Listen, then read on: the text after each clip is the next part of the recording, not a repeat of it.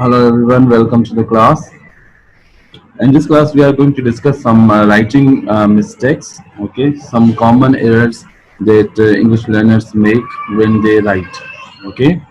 So please somebody should tell me if you can see the screen and can hear me. Raise your hands to give me a signal that everything is going okay.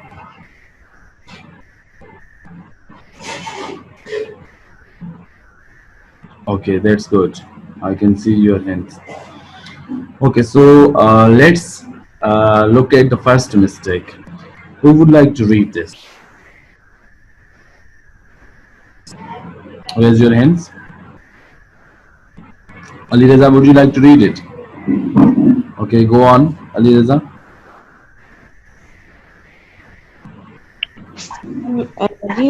I have to read it.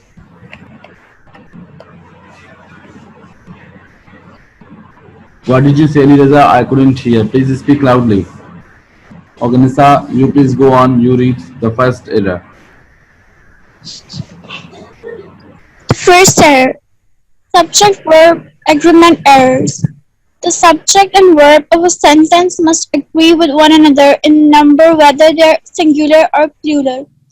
If the subject of the sentence is singular, the verb must also be singular, but if the subject is plural, the verb must be plural too.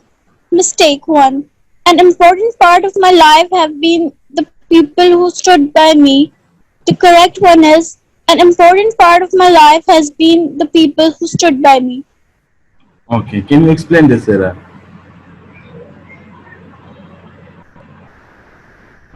Sir, in the mistake, the subject is singular, but it's using a plural verb form. But in the correct version, it's the subject is singular and the verb that it's using is singular too. Okay, very good. So now this is a very common error that the students make. So when they use say plural subject, singular subject, then they use plural verb here. Okay, the verb that is used for plurals. So everyone should understand this, that when you write, make sure that your subject agrees with your verbs. Okay, with your verb. Okay, so sometimes students make this mistake. I have seen this many students in middle classes, they make a mistake. Okay, so remember that when you have a subject that is singular, your subject verb should also be that which would go with the singular verb. Okay, if your subject is plural, then choose the verb that is correct for the plural subject. Okay, so let's look at the second error.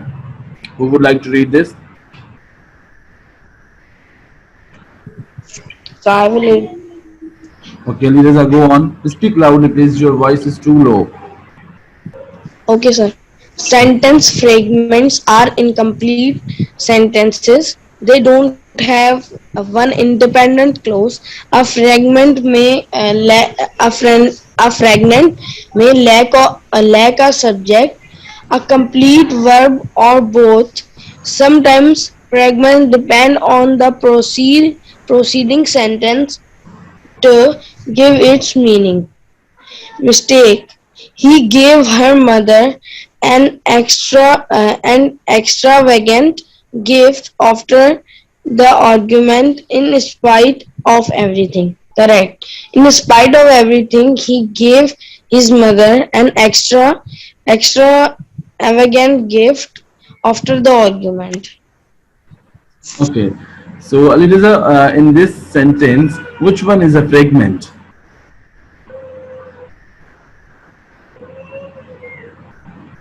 Yes. First one, sir. The first one? Last one. In spite of everything. Sorry. Speak I loudly. think so. Last. Speak loudly, please. So, the last one, in I spite think of the last everything. one. Okay, now see, in spite of everything, okay, then there is a period, okay, there is a full stop. Then, it's incomplete thought. Okay, it's an incomplete sentence. So what is a fragment? You should learn it, you should understand the concept. Fragment is anything that is incomplete. Okay, any sentence that is incomplete. Okay, sometimes there might be the subject might be missing, verb might be missing, or both sometimes might be missing. Okay, so many students make the sometimes error that they write sentences which are fragments. I give example to students that take example of the messages, okay, that we send each other on WhatsApp or through SMS. So for example, in internet language, okay, for example on WhatsApp, we do not write complete sentences. Mostly we write fragments. So for example, if I have to ask any friend where he is, so instead I wouldn't really write, for example, where are you. I wouldn't write this way. This is not a fragment. Okay, this is a complete sentence. Okay, this is what we should write when we are writing stories or essays or letters in exam. Okay, or when we are writing any story for a book or something for a purpose of publishing. Okay, so we wouldn't write something something incomplete. But for example, if I'm sending this message, okay, this to a friend is a message, then I don't really need to write the whole sentence. I would just go on and write where. Okay, Aliza, do you see that I cut some words. Now it became a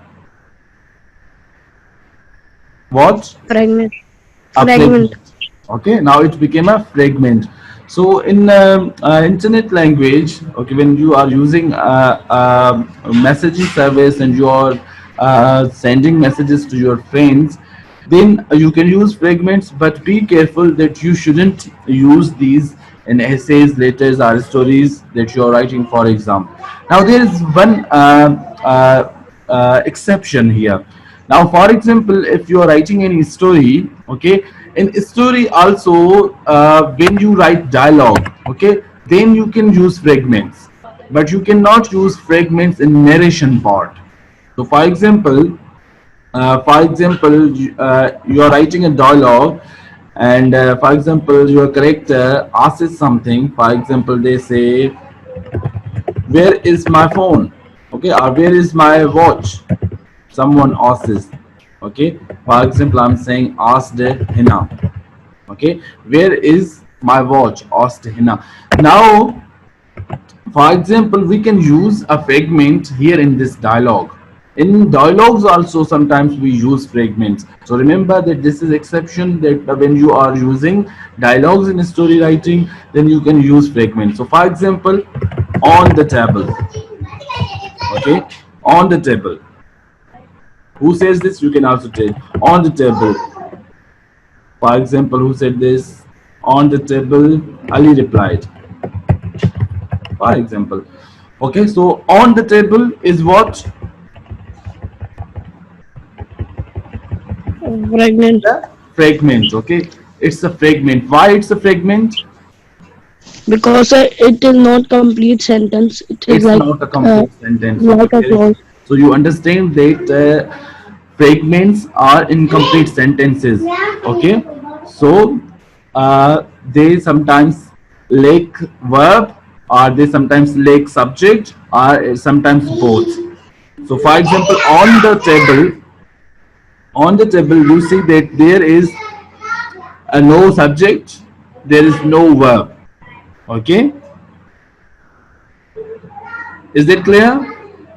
Minal, do you understand? Do you get what are fragments? Do you have any confusion here? No, sir, no confusion. Okay, so again, I'm repeating because you got disconnected. I saw that you came a little later. So remember that fragments are used on in internet language. Okay, when you are messaging somebody on WhatsApp or you are sending SMS to someone, don't write complete sentences, and it is something everybody does. Okay, they use fragments. And another situation where fragments are allowed or fragments can be used are dialogues. Okay, in story writing or wherever you are using dialogues, you would use fragments there. But remember that if you're writing a story and you are narrating something, okay, you are as a narrator, some you are writing something, but you are using a fragment, it's a mistake. Okay, it's a writing error. So remember this. Okay, now let's move to the third error. Minahal, go ahead and read the third error. Yes, sir. Number 3. Missing comma after introductory element. A comma should be used after an introductory word, phrase, or clause. This gives the reader a slight pause after an introductory element and often can help avoid confusion. Mistake. In case you haven't noticed, my real name doesn't appear in the article. Correct. In case you haven't noticed, my real name doesn't appear in the article. Okay, now let me explain this to you.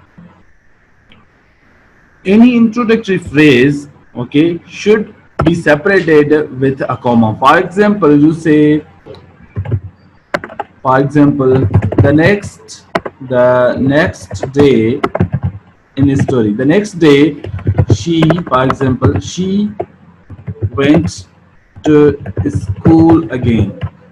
For example, now here the introductory phrase the next day, okay, it starts the sentence. It introduces the sentence. So it's good thing.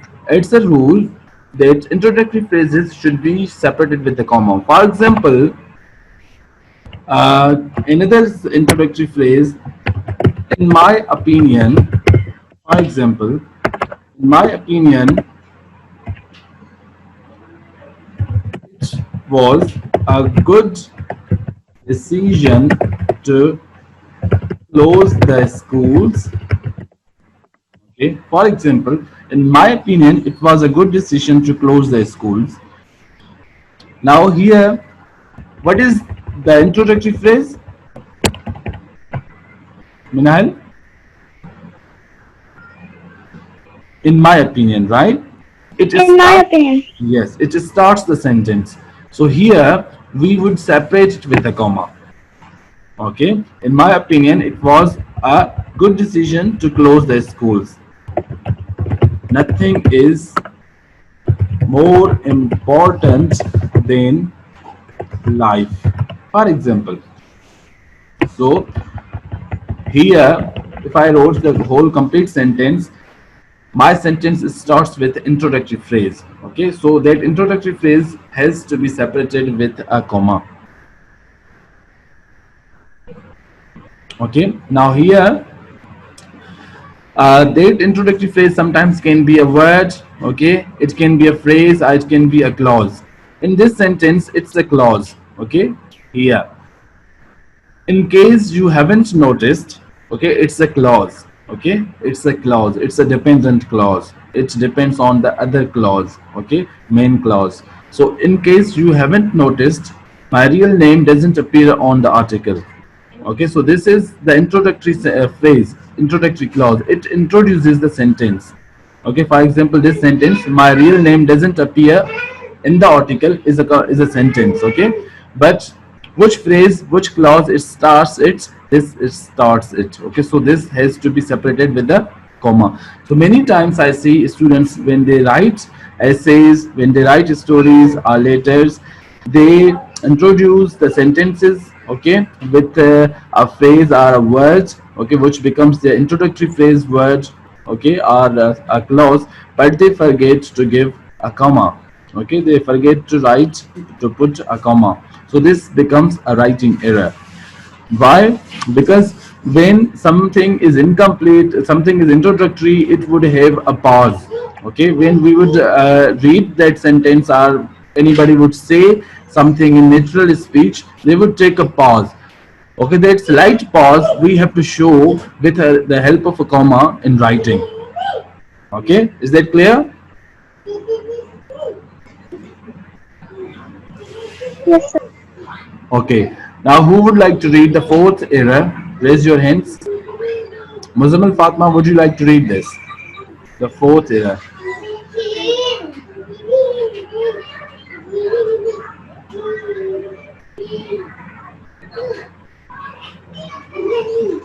Okay, who would like to read?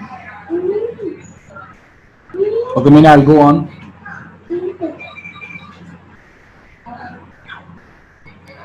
Number 4.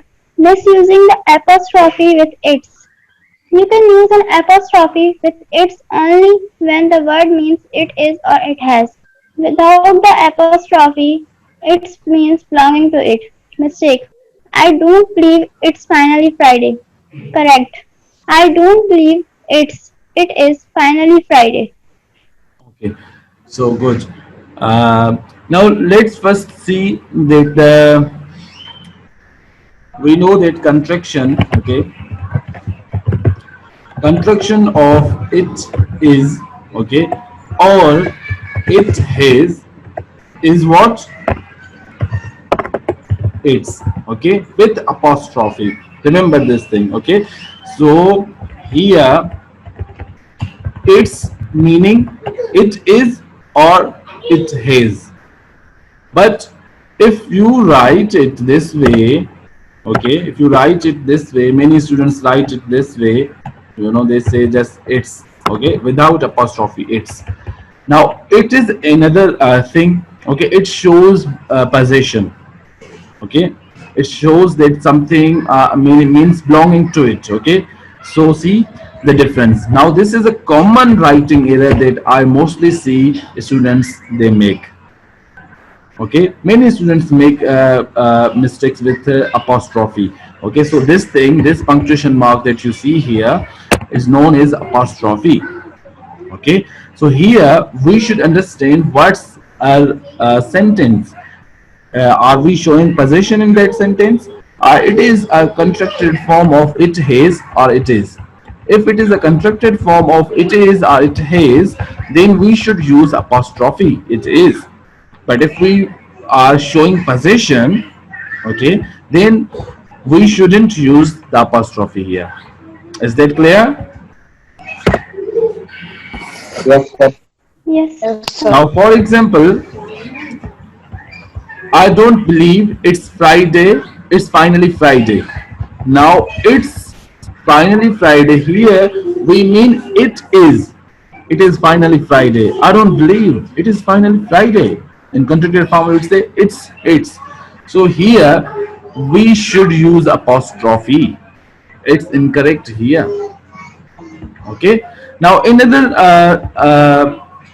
thing where students make mistake with apostrophe, when you write letters, okay, when you write letters in the ending greeting, which is, for example, okay, yours sincerely, for example, or yours faithfully, many times you write, okay, yours faithfully, or many times you say yours forever, for example, whatever ending greeting, depending on your letter, whether it's formal or informal, you choose the ending greeting, right? But here one mistake that I see, students use here apostrophe. Okay, so remember that it's an error. We don't use in letters apostrophe. Okay, so in letters we should not give any apostrophe in the ending salutations. Okay, clear? Yes, sir. Yes. Okay, now Bilal would read the fifth error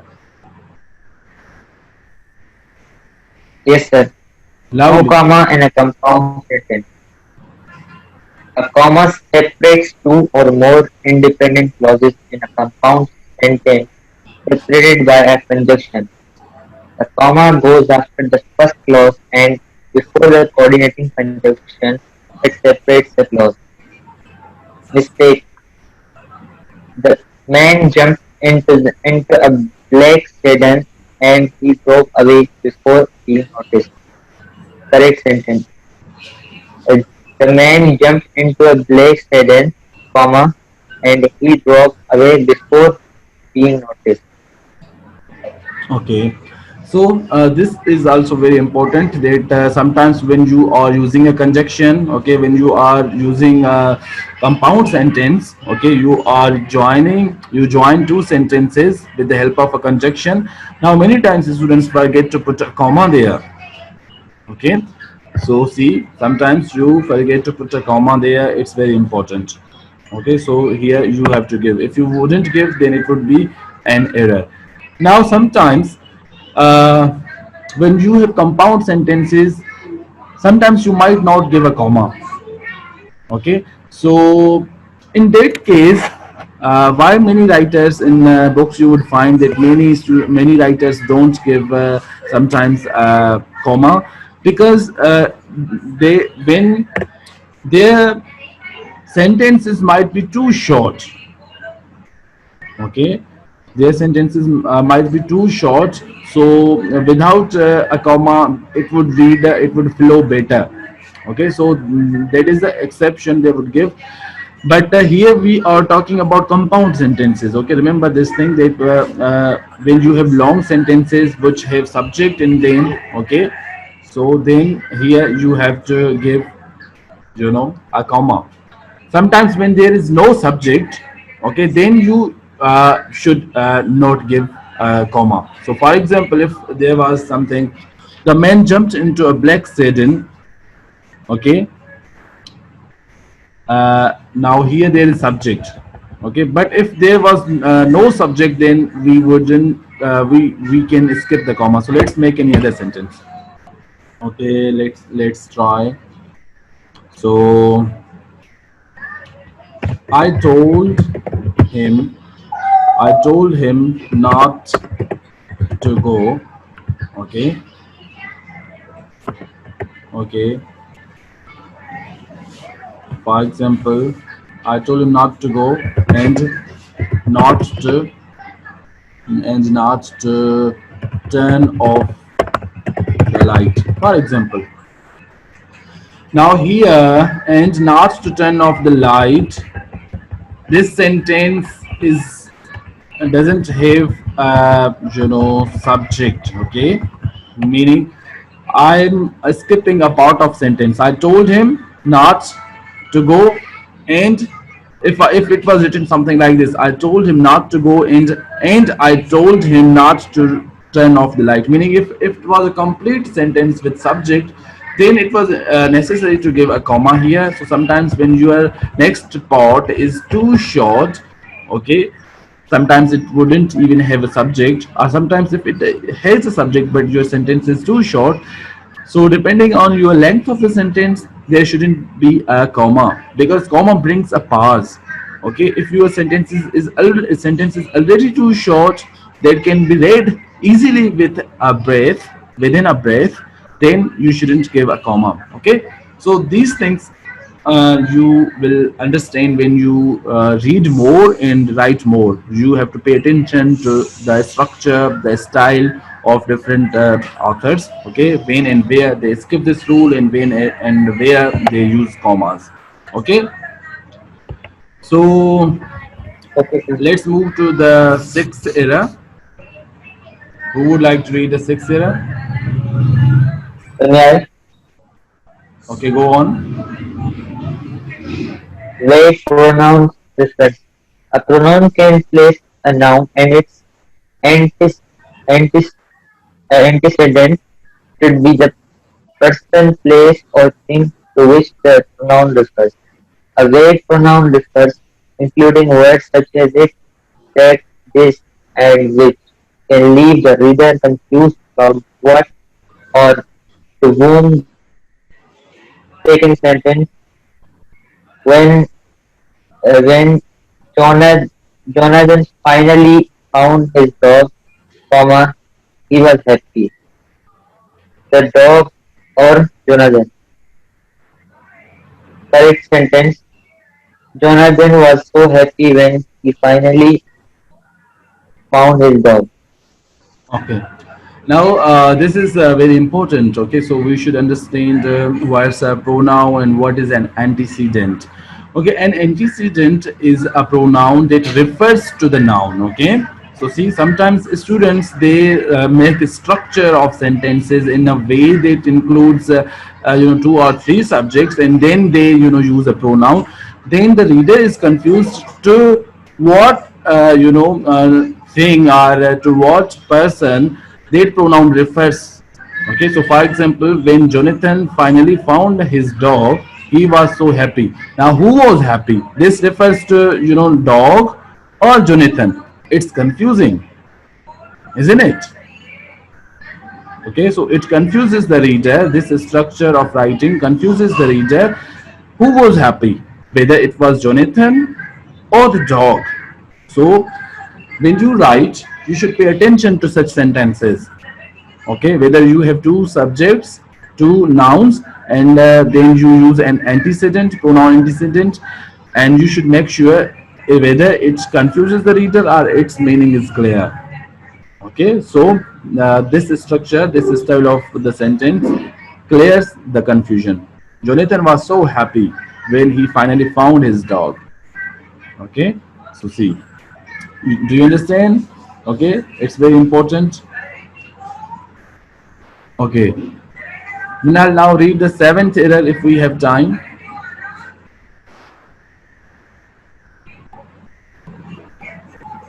Number 7. Wrong word usage. There are a variety of words and phrases that are commonly confused and misused in sentences. Using them incorrectly can change the meaning of a sentence or simply reflect carelessness of the writer's part. There are hundreds of these commonly confused words, so when in doubt, always check the definition and correct spelling of the word. Mistake. She accepted his offer to drive her home. Correct. She accepted his offer to drive her home. Okay. Now see, this is something all writers sometimes get into. Okay, so this situation is very familiar to me. So what I do, all the time when I write any story, a dictionary, I just put a dictionary in my access, okay, in my tools list. So what do we have to do if there is such kind of confusion? We should look that word up in the dictionary and see its definition, see its spelling, okay, and by doing this we would understand which word actually we may mean. Okay, sometimes words which have similar pronunciation, homophones, or something like this. Okay, so they might confuse you, or you might mistakenly write a wrong word. Okay, so this is something we should be careful about. Okay, so last thing we would discuss, that is run-on sentence. Okay, Minal, go on, read. This is something we have already read in the class, discussed in the class.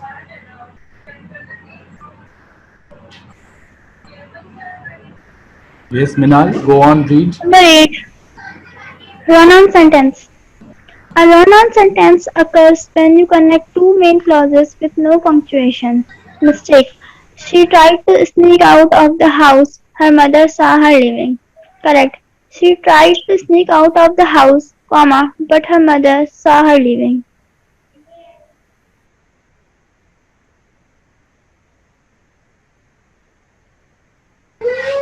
Okay, so a run-on sentence. This is a very common error. Okay, many students make this. So let's first understand what is a run-on sentence. As you told us, a run-on sentence occurs when you connect two main clauses with no punctuation. Okay, meaning sentence after sentence. A student writes sentence, then they write another, and then they write another. Okay, they keep on writing, but sometimes I have noticed that students write the whole paragraph, and then they give only one punctuation mark at the end of a paragraph. Okay, believe me, I have seen this. When I check papers, I find many students doing this. Okay, so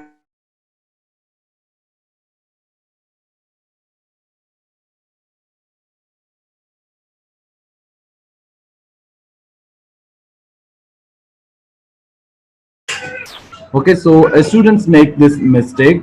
Okay, so they do not give punctuation marks.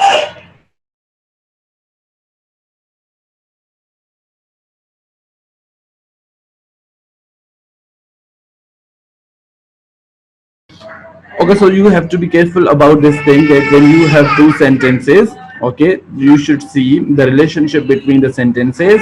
If they are showing contrast, or if they are, if one sentence you have told and in another sentence you are adding in information, then you would definitely use the word and. So keeping in mind the relationship between the sentences, you should use the conjunction and then use a comma if you are using a run, if you are using a compound sentence. But another way to fix this is to make the sentences independent. How would we make the sentences independent? By cutting the conjunction and cutting the removing the comma and making individual sentences. Okay, for example, she tried to sneak out of the house. Okay, here I removed it. Okay, I removed the conjunction also, and now I would make this letter capital. Her mother saw her leaving. Okay, so this is another way to remove this error of the non sentences. Okay, she tried to sneak out the house. This is a complete sentence. Okay, we understand the meaning. And here, her mother saw her leaving. Now, this is also correct sentence. So, what is the disadvantage of doing this? If we remove run-on sentence error this way many times in a writing, then what would happen? We would end up with choppy sentences. Okay, we have discussed this. What are choppy sentences? Okay,